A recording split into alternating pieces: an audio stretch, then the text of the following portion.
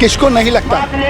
या तो मोदी और भागवत को नहीं लगता या उनके अंधभक्तों को नहीं लगता। बाकी सबको पता है कि ये हेराफेरी है। जैसे अभी 10 सीटों पर चुनाव हो रहा है, आधा बैलेट पेपर से करवाओ, आधा मशीन से करवाओ, क्यों नहीं करवा रहे हो आप? मोदी और मोहन भागवत अपने हफ्तों से बाज आ जाएं और या फिर मणिपुर बनाना चाहते हो तो मणिपुर बना के देख लें। दबाव में काम कर रहे हैं, किसी के प्रभाव में काम कर रहे हैं। बिल्कुल हो सकता है मैडम, दबाव में क्यों नहीं काम करेंगे? उनको डर है, जो सत्ता में बैठे हैं उनकी सत्ता जा सकती है, तो वो तो डरेंगे। इसलिए वो चाहते हैं कि भाई मशीन में सेटिंग है, जो भी है जिस तरह भी हो रहा है वो बरकरार उस तरह ही चलता रहे। नमस्कार, 4 PM दिल्ली देख रहे हैं आप। मैं हूँ आपके साथ शाहीन खान। एक बार फिर से चुनाव प्रक्रिया के लिए बैलेट पेपर की मांग उठ चुकी है। जगह जगह प्रदर्शन हो रहे हैं, कॉल पूरी तरीके से है, आम जनता भी कहीं ना कहीं इस कॉज में जुड़ रही है। सवाल ये उठता है, क्या देश का जो इलेक्शन कमीशन है वो इस मांग को मानेगा? क्या लोग जिस प्रक्रिया में विश्वास करते हैं उसको अपना करके लोगों का विश्वास फिर से चुनावी प्रक्रिया में जो है जमाया जा सकता है, वापस से जो है निश्चित किया जाता है? ये अपने आप में बड़ा सवाल है। सर, क्या नाम है आपका? मेरा नाम सुरेंद्र सिंह है। सुरेंद्र जी, अब एक बार फिर से ये मांग उठ गई है कि बैलेट पेपर से चुनाव होने चाहिए, EVM मशीन से नहीं होनी चाहिए। आपको क्या लगता है, किससे ये मांग सही है, क्या कुछ होना चाहिए? मैम, दोनों ही चीज़ें अपनी अपनी जगह पे सही होती हैं, कोई चीज़ पूरी तरह गलत नहीं होती। जब आज़ादी का समय के बाद जो हुआ तो उस समय बैलेट पेपर सही होते थे, और आज जो टेक्नोलॉजी है, अगर हम इतने भी एडवांस ना, तो दोनों चीज़ों की अपनी महत्व है। हाँ, अगर दोनों ही निष्पक्ष हो रहे हैं, दोनों ही अच्छे तरीके से हो रहे हैं, जिसमें कोई धांधली नहीं हो रही, तो दोनों ही सही हैं। और अगर जिसमें धांधली हो रही है, हमें लग रहा है, तो हमें बैलेट पेपर से क्यों? एक जनता के तौर पर आपको क्या लगता है, क्या आप जहां वोट देते हैं वहीं आपका वोट जा रहा है, आपके आसपास वाले लोगों का, या आपको लगता है कि हाँ कुछ तो छेड़छाड़ की जा रही है? देखिए मैम, वैसे तो मैं शिक्षक हूँ, एक शिक्षक कम्युनिटी से आता हूँ, तो जनता के मन में क्या है ये तो जनता ही जानती है, लेकिन जो भी हो वो निष्पक्ष होना चाहिए। इसमें किसी तरीके की अभी का प्रक्रिया आपको लगती है निष्पक्ष चल रही है? जो परिणाम राज्य दर राज्य या लोकसभा में आ रहे हैं, मैम, जो परिणाम आ रहे हैं उनसे तो दोनों ही पक्षों में आते। कांग्रेस की भी कुछ सीटें जीतती है और बीजेपी भी जीतती है, तो मैं इसमें कोई टिप्पणी नहीं करना चाहूँगा। बस ये है कि जो हो सही हो। सर, क्या नाम है आपका? प्रोफेसर अरुण चौधरी। प्रोफेसर जी, आपको क्या लगता है, क्या एक बार फिर से बैलेट पेपर से चुनाव होने चाहिए? जो से होना चाहिए। मैं तो भाषण किया, आपने सुना नहीं ध्यान से, हो सकता है इंटरव्यू ले रहे हो आप। मैं तो आपको क्यों लगता है बैलेट पेपर से चुनाव होना चाहिए? आपको क्यों नहीं लगता? किसको नहीं लगता? या तो मोदी और भागवत को नहीं लगता या उनके अंधभक्तों को नहीं लगता। बाकी सबको पता है कि ये हेराफेरी है। ये मनुवाद के थ्रू इंडिया को मणिपुर बनाना चाहते हैं और इसमें आम जनता का बहुत नुकसान होगा। एक तरफ तो हमारे जो लोग हैं हमारे मारे जाएंगे, दूसरी तरफ जो इनके भगत हैं भागवत के और इनके RSS इनके और मोदी के भगत हैं, वो मारे जाएंगे। और वो भी बेचारे शरीफ लोग हैं, जो हायर कास्ट के जो अंध भगत हैं, वही उनको मेंटल स्लेव बनाया गया है। ऐसे ही हमारे लोग जो है ना, बहुत सारे अभी इनके साथ लगे हुए हैं, उनको समझ आ रहा है। तो लेकिन अगर मणिपुर बनाने की कोशिश की तो फिर इनका बहुत नुकसान होगा। इनके विचारधारा का मणिपुर कैसे बनाने की कोशिश कर रहे हैं? मतलब मणिपुर में क्या हुआ आपको पता नहीं है? It is an open secret. Manipur was engineered by Modi. सरकार को बेचना चाह रहे हैं। इससे ज़्यादा तो आपको मालूम होना चाहिए। You are a journalist. ठीक है। अब जब आप लोग ये मुद्दा उठा रहे हैं, जो चीफ इलेक्शन आयुक्त है वो कह रहे हैं कि पूरी तरीके से निष्पक्ष चुनाव होते हैं, निष्पक्ष चुनाव कराए जाते हैं, पूरी चेकिंग होती है बाकायदा। कुछ नहीं होता। ये प्राचार्य साहब ने इतने सबूत दिए हैं। नहीं जी, हम तो इंडिया में कहावत है मनुवाद की, अगर आप हार गए ना, आपको बहुत पिटाई होगी, आपने मानना नहीं है। बस मैं तो नहीं हारा जी। अच्छा। तो ये मनुवाद का एक हथकंडा है। मैं तो नहीं हारा जी, मैं तो चोरी नहीं की जी। तो ये हथकंडा है, ये इनकी स्ट्रेटजी है। चोरी कर रहे हैं, मान नहीं रहे हैं? नहीं मान रहे, चोरी डकैती कर रहे हैं। वो कह रहे हैं, कुछ तो लोग कहेंगे लोगों का काम है कहना। ये भी सेंटेंस मनुवादी है। सभी लोगों ने हमें समय दिया है। तो फिर कैसे जनता का विश्वास वापस से चुनाव में आए?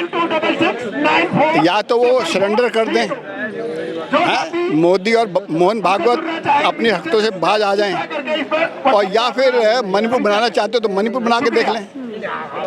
यही मैंने अपील उनसे किया है ना, प्रेसिडेंट से क्या अपील किया है, सुपर पावर तो प्रेसिडेंट ही होती है ना, होता है, तो उससे मैंने यही अपील किया है ना, इसको मणिपुर मत बनने दो इंडिया को। सर आपका क्या नाम है? योगेश नाम है मेरा जी। आपको क्या लगता है क्यों बैलेट पेपर हमें ऑप्ट करना चाहिए और क्यों हमें मशीन से मैडम मशीन पे बिल्कुल भी भरोसा नहीं है। हमारा वोट कहाँ जा रहा है, किसको जा रहा है, हमें कैसे श्योर होगा? वो कहते हैं वीवीपैट से मिला लीजिए, कहाँ है हमारी वीवीपैट की वो पर्ची, कहाँ है वो? क्यों उसको हमें डिक्लेयर नहीं करते हैं कि ये आपका वोट यहीं सही जगह गया है? और जो है मशीन फिक्स हो सकती है, जब पेट्रोल पंप की मशीन फिक्स हो सकती है कि भाई वो हमें वहाँ भी भरोसा नहीं होता, वहाँ भी कई बार चोरी पकड़ी गई है, तो ये तो मशीन है, मशीनरी कैसे भी। इसका भी उन्होंने जवाब दिया, क्योंकि एक कांग्रेस के नेता ने कहा था कि जिस तरीके से पेजर से अटैक हुआ अभी बीच में आपने देखा होगा, तो उसी का कि ऐसे ईवीएम भी तो सेट हो सकती है, तो उन्होंने कहा कि ईवीएम सेट नहीं हो सकती क्योंकि वो कनेक्टेड नहीं होती। इस तरीके की बातें जवाब देते आ रहे हैं। तो मैडम ऐसा क्यों नहीं करते कि आधा चुनाव जो है बैलेट पेपर से कराएं, आधा चुनाव जो है इस तरह से कराएं, कुछ सीटों को बांट दिया जाए, जैसे अभी 10 सीटों पर चुनाव हो रहा है, आधा बैलेट पेपर से करवाओ, आधा मशीन से करवाओ। क्यों नहीं करवा रहे हो आप? अभी तो छोटा चुनाव है, 10 सीटें बची हैं खाली, 10 सीटों को करवाओ ना। आप क्यों डर रहे हो आप 10 सीटों को ऐसे कराने से? क्या आपकी पोल खुल जाएगी, इसलिए डर लग रहा है आपको? आपको लगता है स्वायत्त पूरी एक एजेंसी होती है जो चुनाव आयोग होता है, क्या किसी के दबाव में काम कर रहे हैं, किसी के प्रभाव में काम कर रहे हैं? बिल्कुल हो सकता है मैडम, दबाव में क्यों नहीं काम करेंगे? उनको डर है, जो सत्ता में बैठे हैं उनकी सत्ता जा सकती है, तो वो तो डरेंगे, इसलिए वो चाहते हैं कि भाई मशीन में सेटिंग है, जो भी है, जिस तरह भी हो रहा है वो बरकरार उस तरह ही चलता रहे। अच्छा, सुप्रीम कोर्ट में कई बार ये मामला गया है, लेकिन वहाँ से कोई ठोस जो है कमेंट नहीं किया गया सुप्रीम कोर्ट की तरफ से। ऐसे में कैसे लड़ाई फिर जीती जाएगी? मैडम उसी लड़ाई के लिए तो महमूद प्राचा जी हैं, ये सब लगे हुए हैं, हमें इन पर भरोसा है। सर आपका क्या नाम है? मेरा नाम मिस्टर दिनकर। आपको सर क्यों लगता है कि जो एक बार फिर से बैलेट पेपर कहा जाता है, आज जितना देश आगे चला गया है तो पीछे क्यों जाना है? बैलेट पेपर से हम कब के निकल आ चुके हैं। राइट मैम, देखिए बैलेट पेपर बहुत ही अच्छी मतलब एक सुविधा थी काउंटिंग करने के लिए, लेकिन होता क्या है कि जहाँ लोग ईमानदार ना हो तो फिर इसका कोई महत्व नहीं रह जाता है। पहले जो कांग्रेस के टाइम में चुनाव हुए हैं बैलेट पेपर से, वो निष्पक्ष हुए हैं। अगर वहाँ का चुनाव आयोग भ्रष्ट होता तो कांग्रेस सत्ता से बाहर नहीं होती। और first time no doubt BJP जीत के आई है, अच्छे से जीत के आई है, लेकिन उसके बाद जब इन्होंने अपनी सत्ता काबिज करने के लिए जो ईवीएम का दुरुपयोग किया है, वो इसलिए किया है ताकि वो अपनी जो मनुवादी सोच है, असंवैधानिक सोच है, इसको ये भारत में डाल सके। जैसे आपने मनुस्मृति पढ़ा होगा, तो उसी के लिए इस ईवीएम को जो ये घोटाला करते जा रहे हैं और एक असंवैधानिक जो जनता के साथ ट्रीटमेंट इनका चल रहा है, उसको रोकने के लिए ईवीएम का बैन होना बहुत जरूरी है। मैम सवाल उठता है कि अगर ईवीएम से इतनी टेम्परिंग की जा सकती है तो वहाँ पर क्यों नहीं होती जहाँ पर दूसरे लोग जीत? Right ma'am, right ma'am.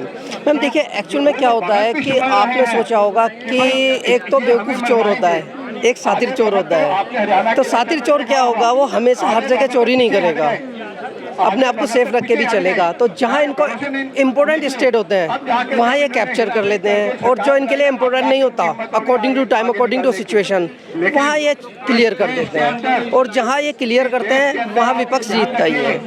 अभी इन लोगों ने क्या किया था, जब ये अभी सांसद का चुनाव हुआ था, उससे पहले सब लोगों को ये लग रहा था कि ये लोग चुनाव निष्पक्ष करेंगे ताकि लोगों का ध्यान जो है हमारा ईवीएम पे ना जाए।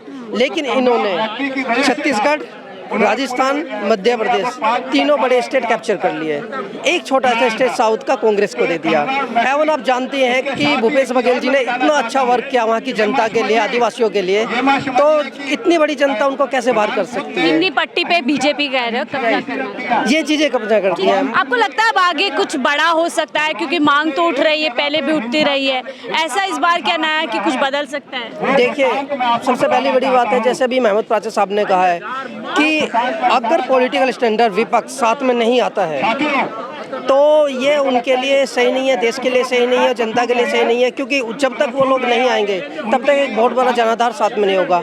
यहाँ ना जनता क्या है, जनता की सबसे बड़ी प्रॉब्लम है अशिक्षा।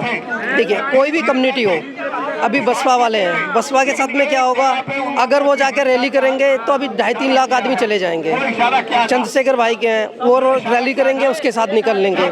प्राचा साहब करेंगे, क्योंकि प्राचा साहब बेवकूफ़ नहीं बना रहे किसी को, तो इनके साथ शिक्षित लोग ही लगेगा, बेवकूफ़ नहीं लगेगा।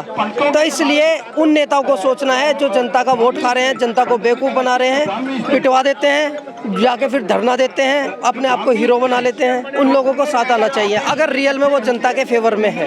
बहुत बहुत शुक्रिया हमसे जुड़ने के लिए। आम जनता से जुड़ रहे थे और जान रहे थे कि उनके हिसाब से क्यों बैलेट पेपर से चुनाव होना ज़रूरी है और क्यों अब लोगों का विश्वास जो है इलेक्ट्रॉनिक मशीन से उठता जा रहा है। तो आप सभी ने सबकी राय सुनी है। आपको इनकी राय के बारे में क्या राय लगती है, आपका क्या सोचना है, हमसे ज़रूर साझा कीजिएगा। फिलहाल के लिए मुझे दीजिए इजाज़त। आप देख रहे थे 4PM दिल्ली।